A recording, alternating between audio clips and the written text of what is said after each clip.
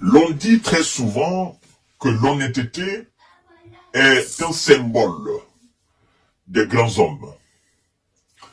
Reconnaître la qualité de son prochain, la qualité de son adversaire, la grandeur de son adversaire, la supériorité de son adversaire sur soi, ne fait pas de vous un faible. Certainement, vous ne jouez pas dans les mêmes catégories.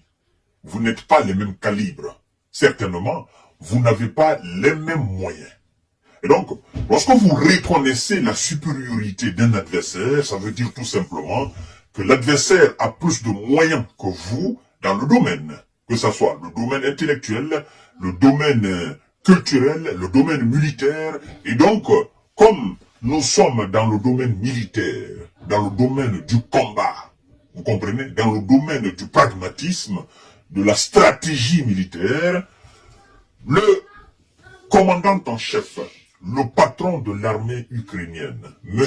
Oleksandr Syrski, vient d'admettre clairement les réalités du terrain. Et d'ailleurs, il était dans une conférence, si je ne me trompe pas, et si je ne m'abuse pas, il a reconnu ouvertement que la situation actuelle pour l'Ukraine, la situation actuelle de son pays au front, la situation s'est détériorée. Et que la Russie, au niveau de toutes les lignes de front, ne cesse d'enregistrer des victoires. On se dit, bien évidemment, à quoi ça servit le remplacement de M. Valéry Zalouzny. Parce que M. Valéry Zalouzny, ce qu'il avait avoué, et la ligne sur laquelle il était dorénavant, c'est cette ligne même, c'est ce chemin même que M. Oleksandr Syrski, n'est-ce pas, a décidé dorénavant d'emprunter. La ligne, la conduite de la vérité, la conduite de la reconnaissance de la réalité, la conduite de la reconnaissance de la supériorité, n'est-ce pas, tant sur le plan tactique, sur le plan numérique des soldats, mais aussi sur le plan de moyens, plan de munitions, d'accord, plan de moyens de la Russie sur l'armée ukrainienne. Et ce qui fait d'ailleurs qu'il ne cesse de reculer. Et la Russie ne cesse d'avancer.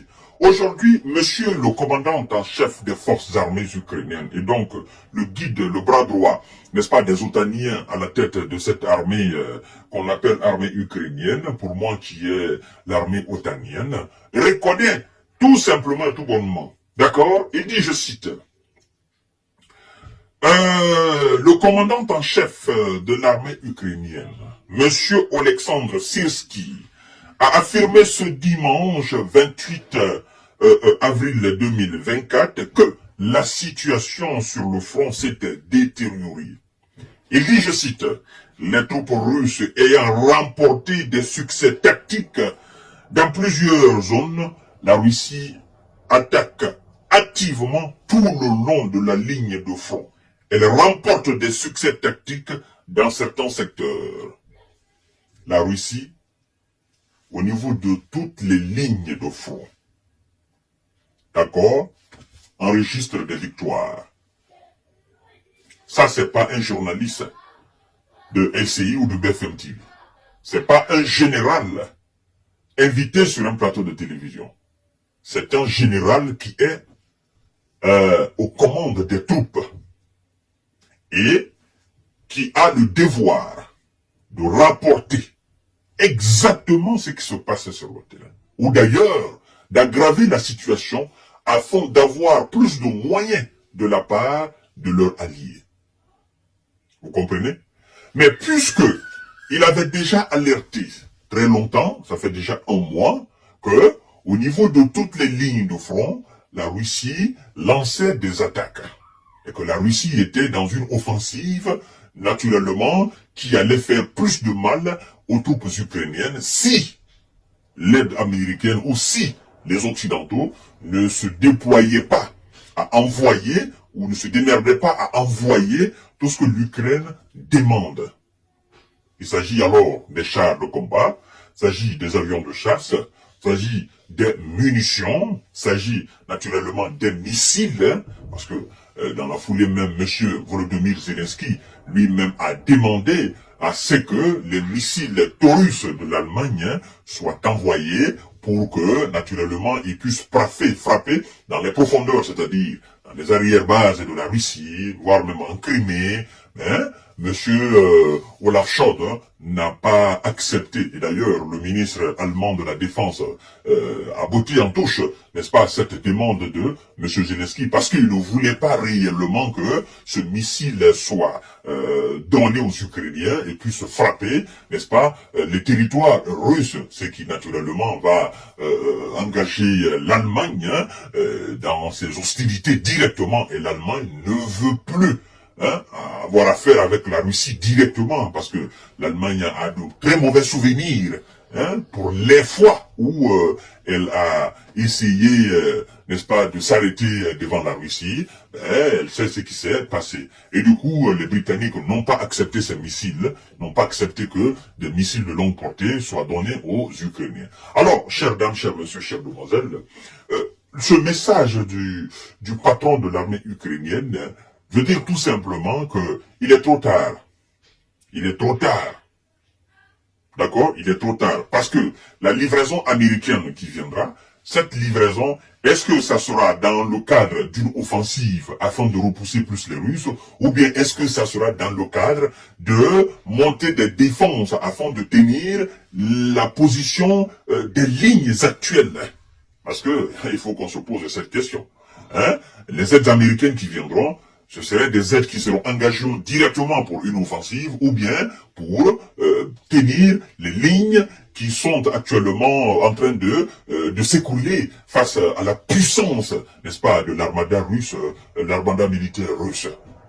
Moi, je pense que ce serait dans le cadre de la défense, mais ça ne suffira pas. Je reviendrai toujours à la déclaration, le jour même que les Américains ont voté cette aide, la déclaration du Premier ministre polonais qui a dit que mieux vaut tard que trop tard. Il dit, j'espère qu'il n'est pas trop tard pour l'Ukraine. Et nous sommes en train de constater qu'il est trop tard pour l'Ukraine. D'accord? Tous ceux qui vous diront qu'il n'est pas trop tard, ils vous mentent. Ils vous trompent. Et tous ceux qui diront, oui, avec les armes américaines, nous pourrons faire un miracle, le miracle ne sera jamais opéré sur le terrain face à l'armée russe. Je ne cesse de vous le dire. Il n'y a pas de moyen occidental qui puisse repousser les Russes jusqu'à la frontière même, n'est-ce pas, russe. C'est à la frontière de 1991. Ça, c'est impossible. On vous parle de 21% du territoire ukrainien. Ils ont mis combien d'années pour avoir cela? Combien d'années? Hein? Depuis que ça a commencé.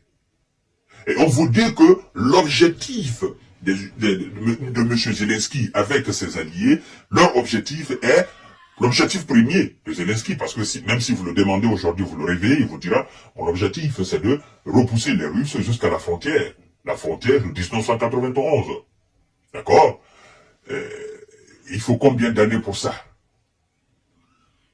10 ans, 20 ans, 30 ans? Je pense que même si vous donnez 100 ans à l'Ukraine, les 100 ans seront insuffisants pour permettre à l'Ukraine de l'emporter face à la Russie et de dérussifier complètement l'Ukraine. Les 100 ans seront insuffisants. C'est pour vous dire encore une fois la gravité de la situation. Ils ne pourront pas parce qu'ils n'ont pas les moyens. Et je vous ai dit dans mon émission précédente que l'objectif principal de M. Zelensky aujourd'hui, la victoire qu'il est en train de chercher, c'est comment enrôler les Occidentaux face à la Russie. Croyez-moi, vous allez venir devant moi ici. Le jour que Zelensky réussira à entraîner les Occidentaux directement face à la Russie, Zelensky va jubiler cela. Zelensky va se déshabiller dans les rues de Kiev pour dire « Yes, yes, yes ». La victoire que je cherchais, c'est cette victoire qui est là. Enfant, je n'ai plus, n'est-ce pas, à me tracasser. Parce que ce sont eux-mêmes qui sont aujourd'hui face à la Russie avec leur armée, avec leurs propres moyens. J'ai plus besoin d'aller quémander, d'aller me lamenter devant le Congrès américain. J'ai plus besoin d'aller à Paris. J'ai plus besoin d'aller à Berlin, d'aller à Londres. Parce que c'est eux-mêmes qui sont là avec leurs moyens. Donc, je peux me coucher tranquillement, dormir. C'est le souhait le plus ardent de Volodymyr Zelensky. Mais je pense que il va changer de monde là, avec ce souhait-là. Parce que ça ne sera jamais réalisé, au fait. Les gens qui n'ont pas accepté, hein, n'est-ce pas, afin que ton pays puisse intégrer leur clan, ben, vous pensez que ce sont eux qui vont accepter d'envoyer leurs enfants là-bas, leurs militaires et leurs moyens? Ils vont pas le faire. Ils vont continuer à vous donner des armes, puis ils savent de toutes les façons que vous ne pourrez absolument rien, mais puisque vous voulez, ils vont continuer à vous donner jusqu'à ce que ils en ont marre un jour, ils vont vous balayer, ils vont mettre quelqu'un à la place, et puis voilà, ils vont parler de négociations avec Vladimir Poutine, et puis ils vont composer avec les nouvelles réalités, n'est-ce pas, du terrain, c'est-à-dire la nouvelle frontière tracée par la Russie elle seule. Voilà, chères dames, chers messieurs, chères demoiselles, monsieur le commandant en chef des forces armées ukrainiennes, monsieur Oleksandr Syrski, est en train petit à petit de rejoindre son prédécesseur, monsieur Valéry, le général Valéry Zalouzny, qui a été démis de ses fonctions, certainement envoyé en Grande-Bretagne auprès du Royaume-Uni comme ambassadeur plénipotentiaire. Ils vont lire l'heure et nous saurons la vérité. Partagez la vidéo dans tous les groupes possibles. Et aussi, abonnez-vous sur ma chaîne YouTube. Le lien est juste dans les commentaires. Merci beaucoup et à tout à l'heure.